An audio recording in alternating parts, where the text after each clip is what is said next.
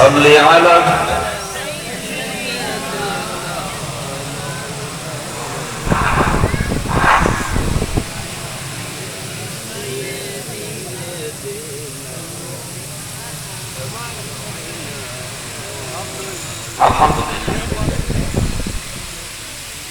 ঐতিহ্যবাহী একটা জেলা,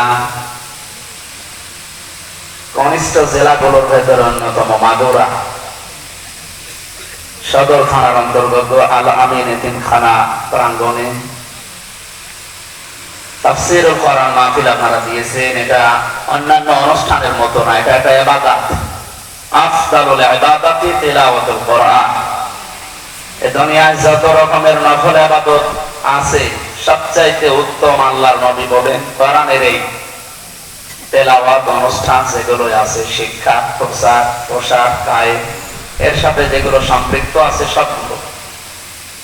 সুতরাং এরকম একটা অনুষ্ঠানে যারা এসেছি, আজকে শুধুমাত্র আমরা অনুষ্ঠানে আসি না, একটা ইবাদতে এসেছি।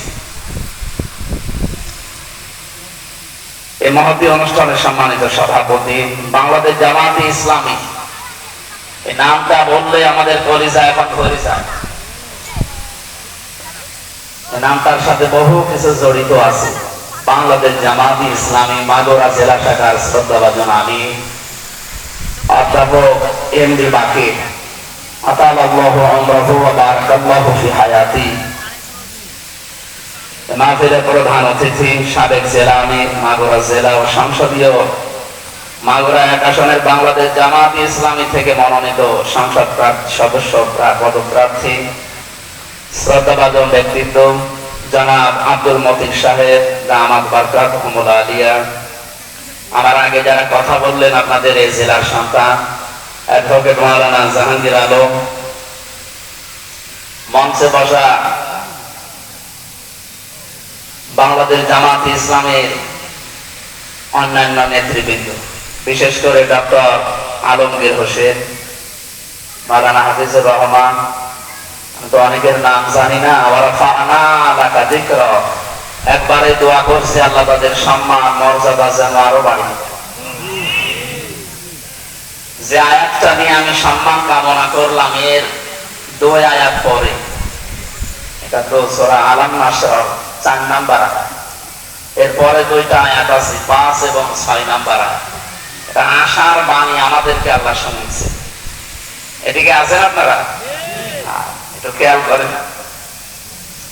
আল্লাহ পাক বলেন ফাইন্না মাআল উসরি ইসরা, ইন্না মাআল উসরি ইসরা।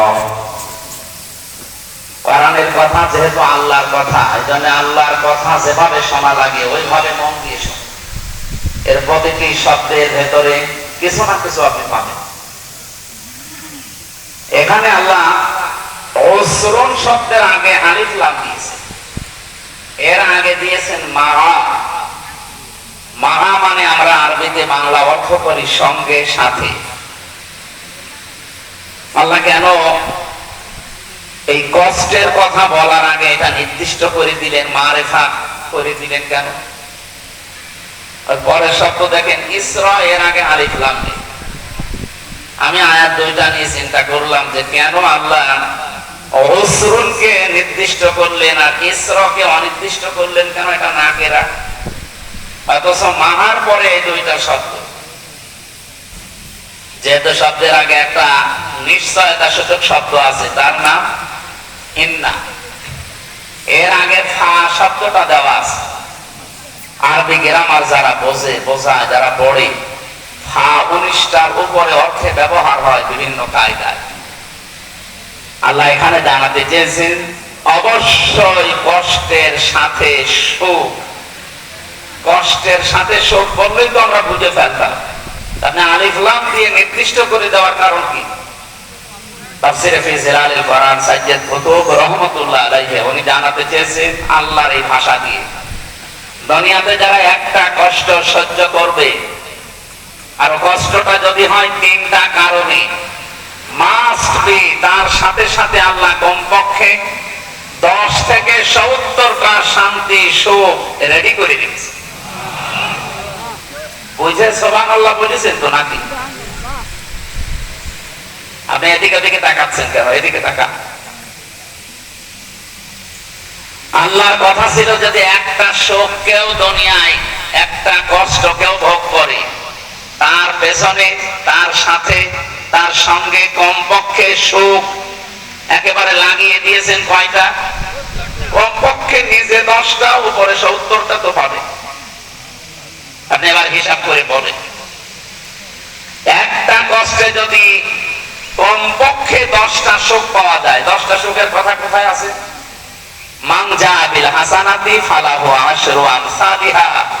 কোন মানুষ যদি একটা নেকের কাজ দুনিয়ায় আঞ্জাম দেয়, এটা কমপক্ষে আল্লাহ বাড়িয়ে দেয় কয় গুণ? 10 গুণ। তা আপনি দুনিয়াতে একটা কষ্ট সহ্য করলেই সুখ পাবেন, বিষয়টা এমন না। কষ্টটা পাওয়া লাগবে 3টা কারণে। যে কোনো কারণে কষ্ট পাবে না, কষ্টের সাথে সাথে আল্লাহ সুখ আপনাকে দিয়ে দেবে না।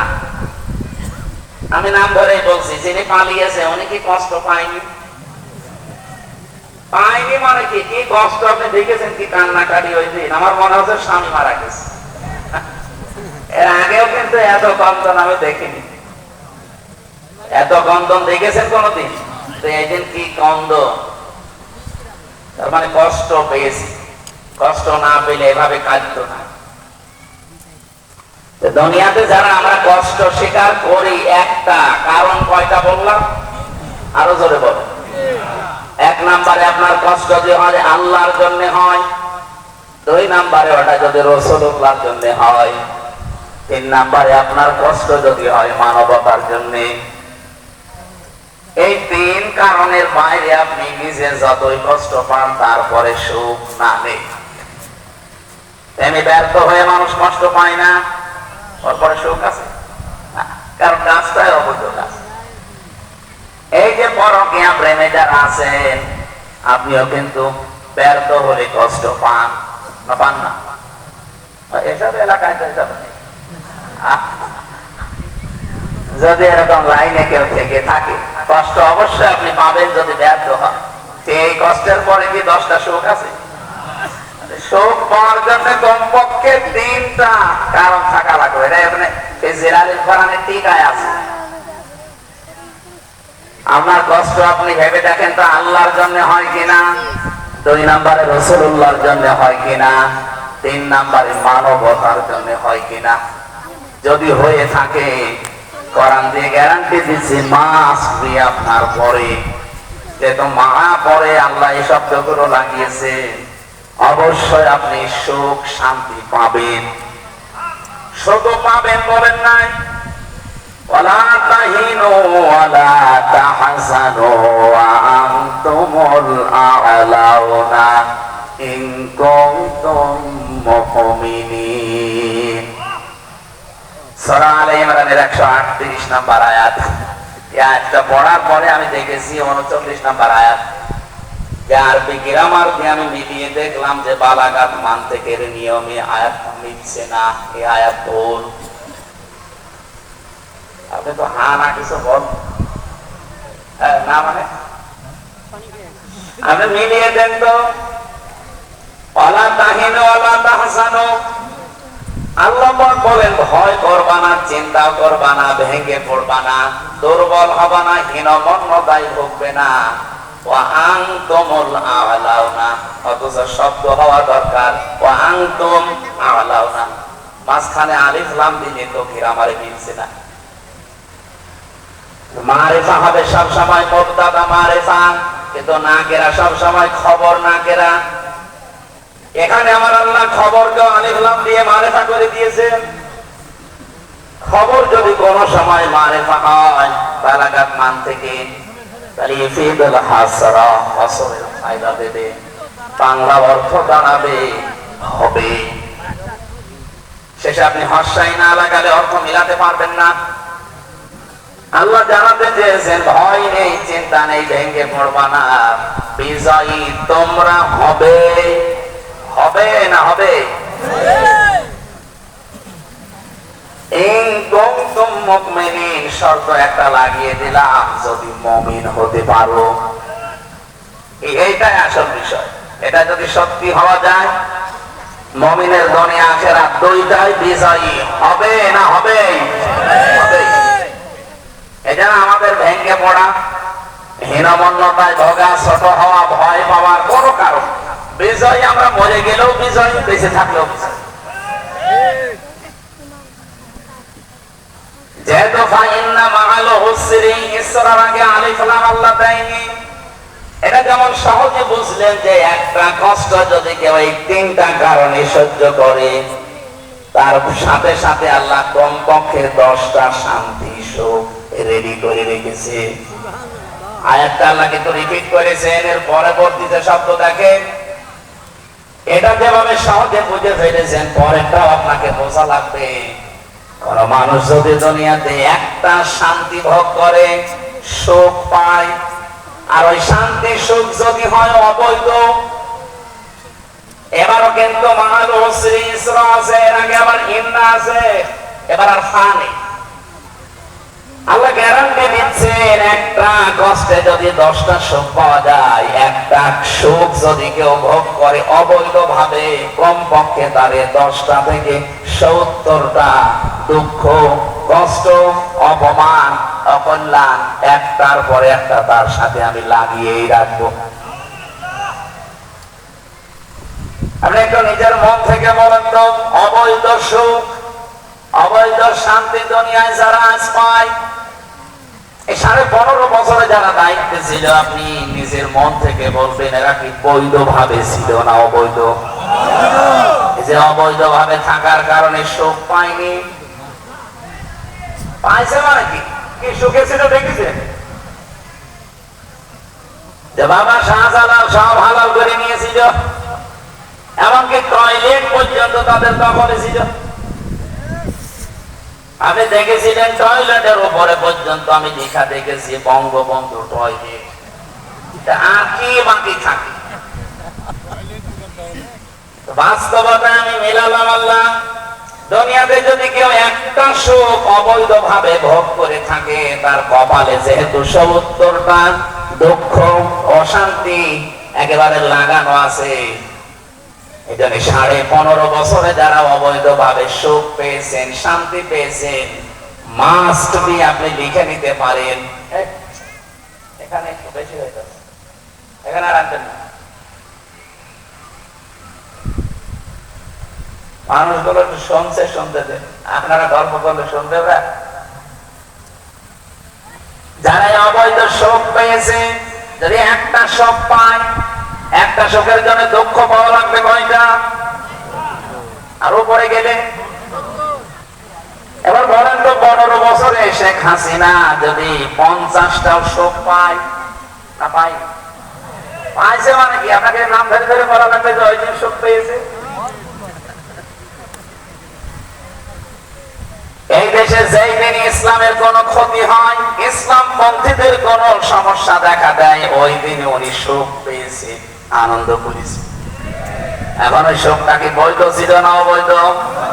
আর এক একটা অবৈধ সুখ ভোগ করলে 70টা ধরে যদি অশান্তি পাওয়া লাগে, 15 বছরে যদি 50টা সুখ ভোগ করে থাকে, এখন দুঃখ, কষ্ট, অপমান, অপদস্থ, অকল্যাণ তারে ভোগ করা লাগবে কমপক্ষে 3500।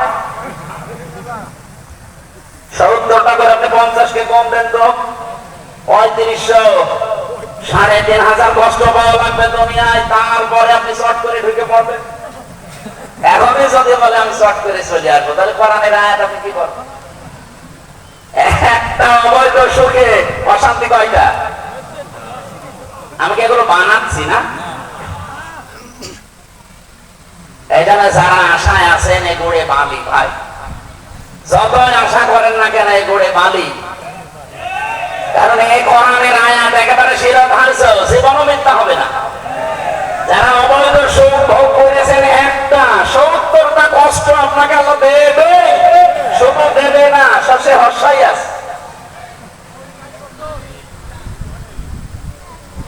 আমি অবৈধ ক্ষমতার কথা বললাম, এই জন্য আমি নিজে একজন ভিকটিম। আমার 33 বছর এখন বয়স। 18 বছর থেকে যদি আমি ভোট দেওয়া আরম্ভ করতাম, 3 বার ভোট দিতে পারতাম। 18 থেকে কত হয়? 3 বারে হলে 33 বছরই হয়ে যায়। 18 আর 15 কত? একেবারে খাপের খাপ মিলে যাচ্ছে না। আমার নিজেরটা আমি বললাম, আপনারটা হিসাব করেন। এই 3 বারে যেহেতু আমি ভোট দিতে পারি নাই, সুতরাং যারা দায়িত্বে ছিল সব অবৈধ। এই অবৈধ সুখ ভোগ করে যদি এই দুঃখ এখন ভোগ করা লাগে, দেখেন তো যে বিশ্ববিখ্যাত একজন মুফতি সাহেব এখন পচা ডিম খাচ্ছে, মমতা চাপা। কি মুফতিও বলো সিয়াসির তাহাদিস ওরা পড়িস পড়লো কত আন্দাজে। কোরআন শরীফের এমন কোন বাংলা তাফসীর নেই যে আমি পড়িনি। এ কি গো, আজকে কে যেন লিখেছে দেখলাম যে তাজমহল দেখার জন্য আর ভারতে যাওয়া লাগবে না। শাহজাহান আর মমতাজ দুইজনই আছে এক জায়গায়। শাহজাহান সাহেব আছে 4 নাম্বার আর মমতাজ আছে 2 নাম্বারে, পাশাপাশি তো। তাজমহল দেখতে আপনি কি করতে ভারতে যাবেন? গাজীপুরের কাশিমপুরে যান, দুইজনকে এক জায়গায় পেয়ে যাবেন। কষ্টর কিছু হয়নি এখনো। 15.5 বছরে যত শোক আপনি ভোগ করেছেন, পুরাটাই যেহেতু অবৈধ ছিল, পুরাটাই আপনি জেনে শুনে এই শোক ভোগ করেছেন। আপনি জানতেন যে নির্বাচন হয় না, যে আপনাদের এই জেলার একজন শিখর নাকি যেন নাম, ও জানতো যে 15 বছর দেশে নির্বাচন নেই, এর বড় গলা আগিয়ে বলছে আমার দিন এমপি হয়েছিলেন এখন। আপনি কি করতে অবৈধ সুখ ভোগ করতে গেলেন? পাশের জেলারও একজন, উনি তো ভালোই ছিল, অবৈধ সুখ ভোগ করতে গিয়ে এখন বাড়িটাও হারিয়েছে লড়াইদের। আপনাদের জেলার ওইটাও ভালোই তো চলছিল, হঠাৎ করে বলছে না আমিও এই অবৈধ সুখের ভাগিদার হতে চাই, গলা মারিয়েছে, মারা গেছে। কথা বলছেন? যাই হোক, আগামীতে কেউ যেন এরকম অবৈধ সুখ এই দেশে আর ভোগ করতে না পারে, এই জন্য আমরা এত সচেতন। কিন্তু কিছু মানুষ বলছে না আমরা ওইভাবে আবার চাই। কেন? আপনি কি আপনাকে আমি ওইভাবে আবার কষ্টে ফেলবো? ওরা যেভাবে কষ্টে আছে আপনাকে আমি ওইভাবে কষ্ট দিতে পারি না, এই জন্যই তো আমরা এত কিছু করছি। এবার যারা আসবে বৈধ ভাবে আসা লাগবে। আপনি কি রাগ করলেন? যে হাদিসটা পড়েছিলাম হযরত আবু যর রাদিয়াল্লাহু তাআলা থেকে বর্ণিত, বিশ্বনবী জানিয়েছেন মানিদ্দা মা লাইসা লাহু ফালাইসা মিন্না। কোন ব্যক্তি যদি এমন জিনিসের দাবি করে যে জিনিস তার না, এইদিকে তাকান, কোন ব্যক্তি যদি এমন জিনিসের দাবি করে যে জিনিস তার না, জোর করে ওটা নিজের দখলে রাখে, যতদিন পর্যন্ত ওটা দখল করে রাখবে, প্রথম শব্দ ফালাইসা মিন্না। আমি যে 19টা অর্থ বলেছিলাম ফা, এর একটা অর্থে আছে 13 নম্বর কায়দা, এটা বালাগাত মান থেকে পাবে। উপরে বর্ণিত কোন কথা যদি কেউ দুনিয়ায় মেনে চলে, পরের যে শাস্তি মাস্ট বি তার উপরে হবে। এই জন্য মানিদ্দা মা লাইসা লাহু দেওয়ার পরে লাইসা দিলেও হয়ে যেত, ফালাইসা দিল। তার মানে আপনি যদি কারো জিনিস দখল করে রাখেন, আপনার প্রথম শাস্তি, আপনি ওই দিন থেকে আর নবীর উম্মত নেই। এখানে একজন বলল, আপনি টের পাচ্ছেন আমি কি বললাম? কোন ব্যক্তি যদি এমন জিনিসের দাবি করে যে জিনিস তার না, তার প্রথম শাস্তি এইটা, ওই দিন থেকে আমি নবীর উম্মত আর সে রইল না, আমার দল থেকে বের হয়ে গেল। 2 নম্বরটা আরো কঠিন, ওয়ালিয়াতা বাওয়া মাকাদাহু মিনান নার, সে যেন জাহান্নামে নিজের একটা স্থান তৈরি করে দিল। এই 2টার পরেরটা নাই বাদ দিলাম। এখন প্রথমটা বলেন তো, আগস্টের 5 তারিখের পরে বাংলাদেশে বহু মানুষ যে জিনিস তার না, সে কিন্তু দখল করে নিজের আয়ত্তে নিয়ে নিয়েছে। এ জেলায় মনে হয় শুরু হয়েছে, এখনো চলছে। গতকালকেও বাগেরহাটে একজন নাকি ছেলের আকিকা দেবে ছাগল নিয়ে বাজারে কিনে বাড়ি আসতেছে, কিছু লোক বলেছে চাঁদা দেন না যে আকিকা বন্ধ। ছাগলকে আপনার যাকে কাপ দেবে আপনি ওই জায়গায় চাঁদার ভাগ বসান। তাহলে হাদিসের কথা ছিল সেই জিনিস যার না ওইটা যদি সে নিজের দখলে নিয়ে নেয় নবীর উম্মত আর থাকে না। এই দেশে বহু মানুষ অলরেডি নবীর উম্মত থেকে খারিজ হয়ে গেছে। কুল্লু উম্মতি ইয়াদখুলুনাল জান্নাহ